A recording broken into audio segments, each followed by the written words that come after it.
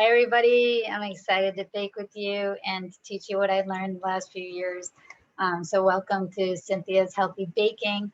And before you go shopping, I just wanted to give you a couple tips on what to buy. This recipe doesn't have the gluten-free flour, but just in case you don't listen to the intro in the next video, I want the next course, which is going to be a gluten-free flour recipe. Make sure you get King Arthur gluten-free all-purpose flour. This flour here is the best. All the other gluten-free flours out there don't even come close to this flour. This is superior, by far the best gluten-free flour. This recipe that we're doing first, the quinoa almond butter crispy quinoa almond butter cookie, or you can make it a soft one too, depending on how much rice flour and coconut flour you put into it will depend whether it's crispy or not. So that one comes with the quinoa flour flakes, which you can find at your grocery store. And these are quinoa flakes are a hot cereal, and they are the quinoa flakes are a they're not in every store. They're not easy to find, but I actually use the Ancient Harvest. You can find it on Amazon. You can find it in the hot cereal section. I noticed the price has gone up. I noticed the packaging has changed since I started baking like 5 to 6 years ago.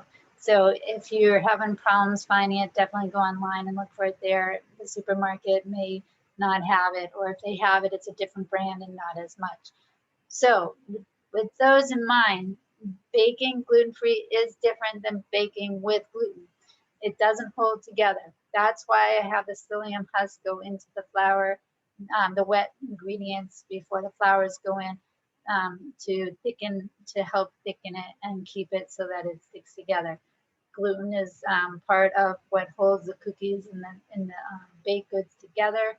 Without gluten, they would crumble. So I only used one type of psyllium husk the whole time baking. I list that in the ingredients for your shopping ingredients to make sure you get that one. As far as the other flours I was using, those are the only two that I really recommend when you're baking. When I say gluten-free flour, make sure you're using the King Arthur flour. When we're using the quinoa flakes, I only use Ancient Harvest. So as far as the rice flour and the coconut flours, those I switched out, and they didn't seem to make much of a difference if I was using Arrow or Bob's Mills. I like Bob's Mills mostly is what I was using, but every now and then I grab a bag of the Arrow and it seemed to be fine. So, but I tried a lot of combinations of flours, and no gluten-free flour came close to the King Arthur. And as far as I didn't switch out ever the flakes. So the flakes are super important in this recipe. I did not ever make the recipe without those quinoa flakes. You're welcome to try it without it and see what you come up with if you add different flours. But I don't know, for some reason, I like having the flakes in the flours. Not everybody cares for the taste of that. But I being gluten-free, sugar-free, corn-free, dairy-free, soy-free, which is a lot of the ingredients that go into baking. When you're not able to eat all those, and you find a recipe that works for you, that has, easily digestible ingredients, is pretty exciting. So for those of you that do have allergens, I know you understand me. And those of you that don't, you still will enjoy the cookies, hopefully, because when you eat gluten and sugar every day and all the time, this is definitely different.